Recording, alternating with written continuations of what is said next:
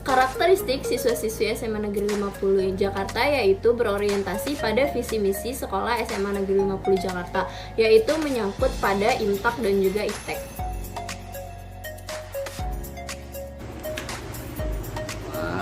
Kegiatan-kegiatan kita untuk mewujudkan yang pertama tadi selalu diawali dengan tadarus. Untuk yang muslim, yang non-muslim silakan sesuai dengan agamanya masing-masing. Kalau Kristen dan Katolik mereka punya istilahnya saat teduh. Ya, yang Hindu dan Buddha pun kita silakan. Tuh.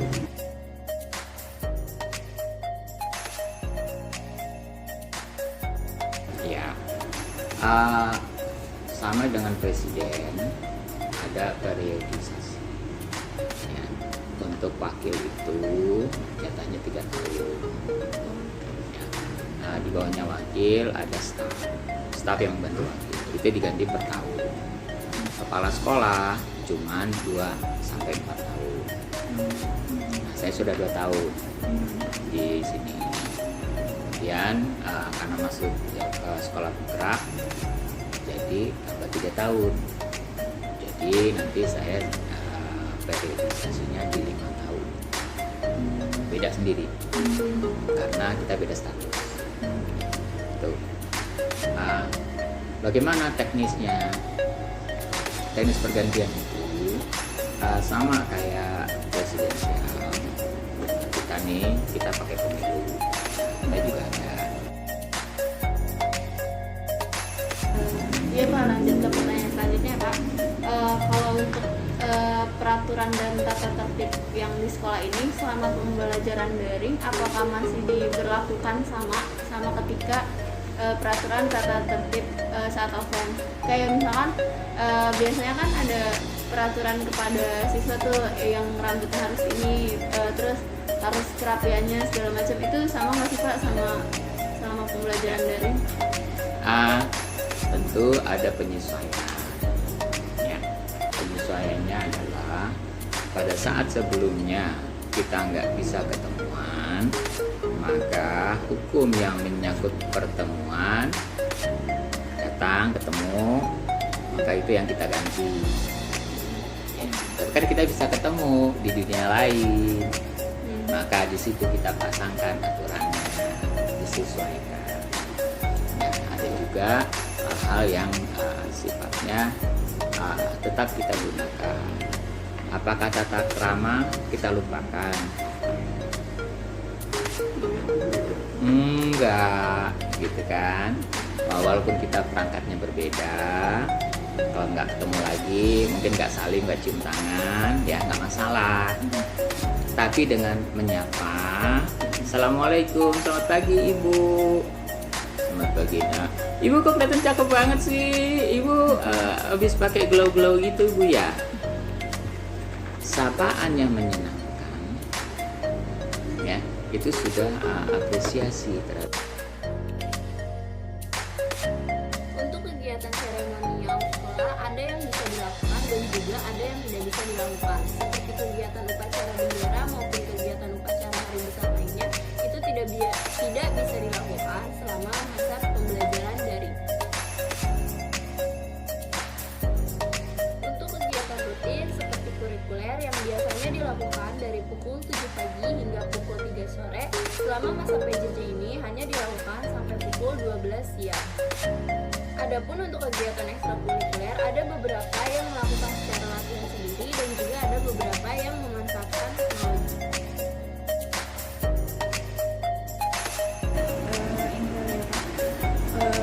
Kalau saya bertanya tadarus kayak seperti tadarus pagi hari, terus literasi.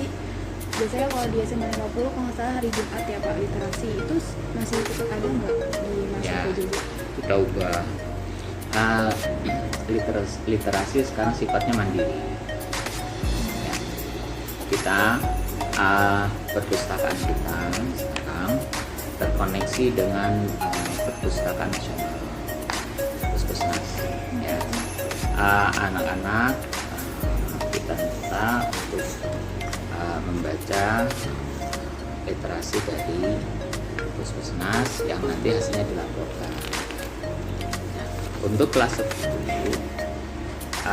mereka dalam sebulan punya kajian untuk berapa literasi yang harus mereka lakukan.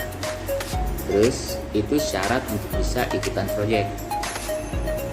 Ya, nanti pada saat melaksanakan proyek mereka juga harus membaca literatur yang lain sesuai dengan proyeknya.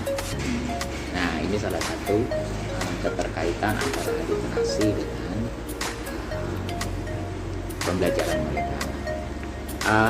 Untuk tadarus tetap kita laksanakan karena kebetulan kita kan menggunakan akun dari Google, maka akun Google segala sesuatunya bisa terkoneksi selama kita pakai satu akun itu.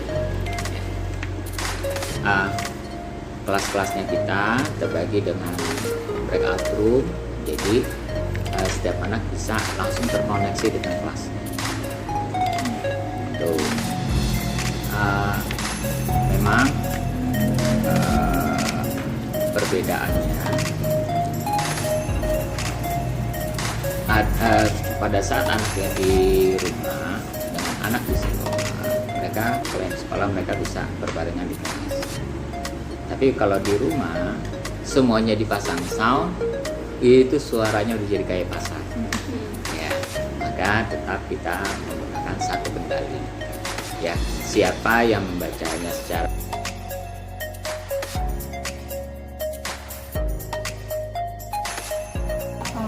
pertanyaannya yang pertama itu mengenai pembelajarannya ya Pak. Perbedaan dari pembelajaran saat offline dengan online itu apa sih Pak? Perbedaannya dari segi anak dan dari segi metode jelas beda ya. Kalau misalkan dari segi psikologi anak itu pasti mereka akan cepat jenuh, sehingga metode dan strategi yang saya gunakan adalah membuat bagaimana suasana yang ada dalam kegiatan pembelajaran itu tidak jenuh, bervariasi tergantung situasi. Kita mau ujian, maka pada saat itu strategi yang digunakan adalah terstruktur dan terbimbing.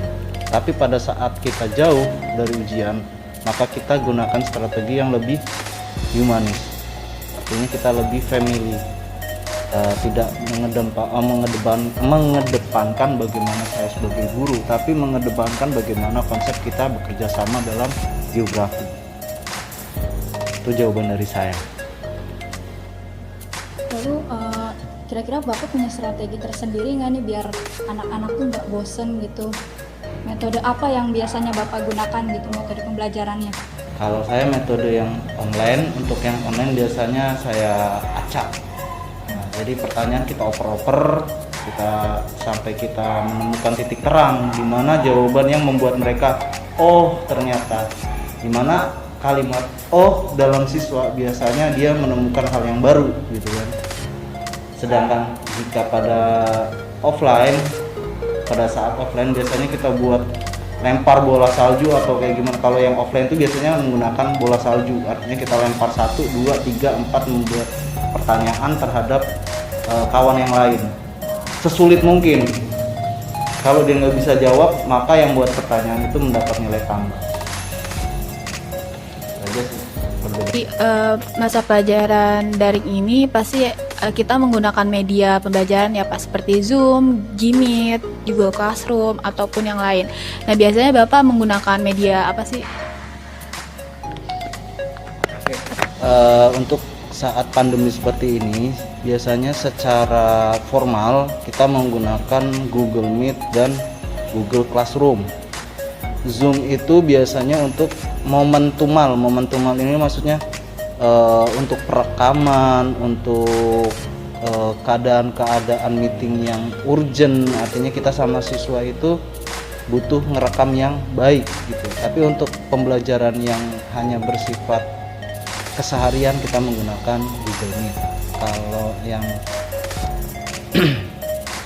media lain selain itu juga WhatsApp, kalau misalkan saya berhalangan gitu kan, WhatsApp biasanya kita bertukar materi bukan hanya saya memberikan materi, tapi jika siswa itu punya materi diberikan juga jadi kita sama-sama belajar konteksnya gitu.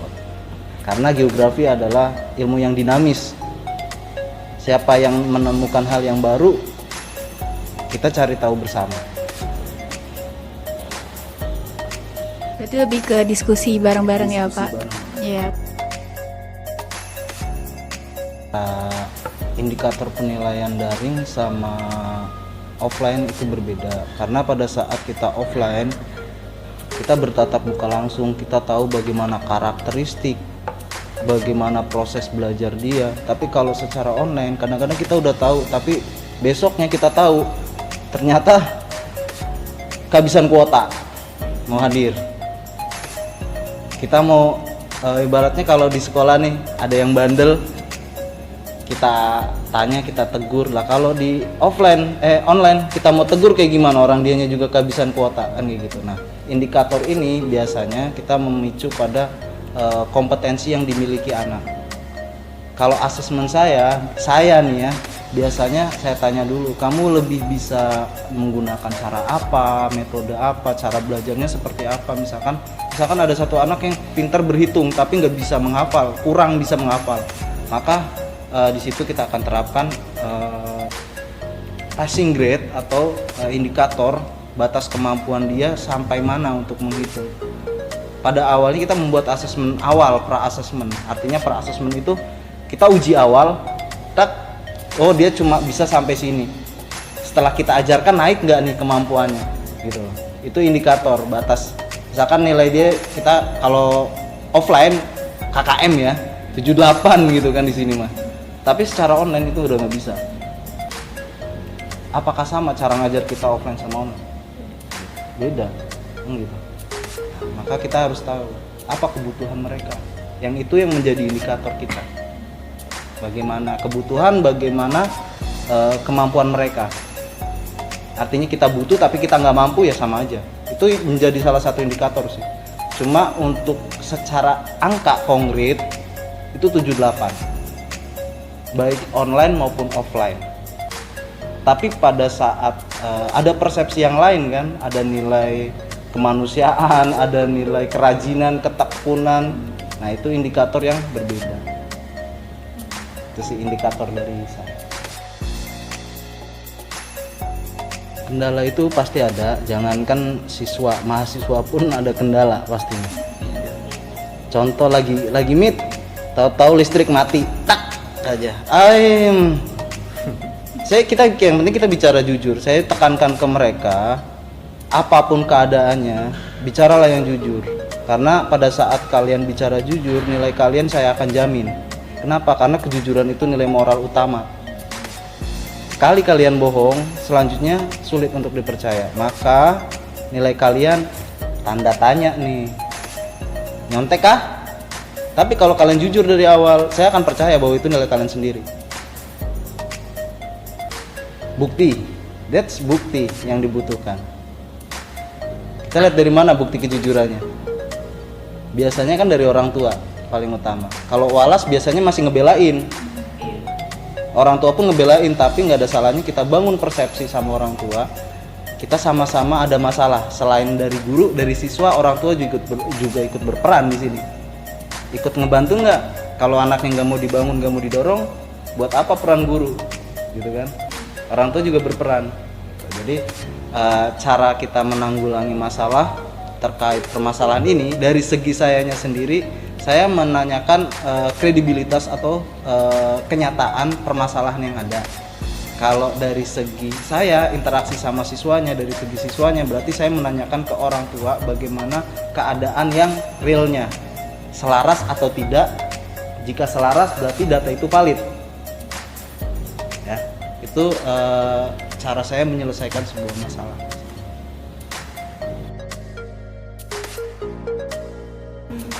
Kita bangun persepsi dari dasar, fondasi. Karena biar bagaimanapun kalian siswa akan tertarik jika dari fondasinya kalian bangun itu secara bagus. Kalau misalkan mereka secara fondasi itu belum mampu, fondasi dasar, maka kita iming-imingi, iming-imingi. Misalkan gini, kenapa saya ngotot di Olimpiade? Saya mau anak saya Olimpiade lolos.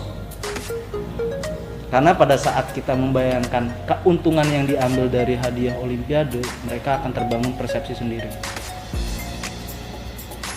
Wow, ternyata bisa buat nambahin skor.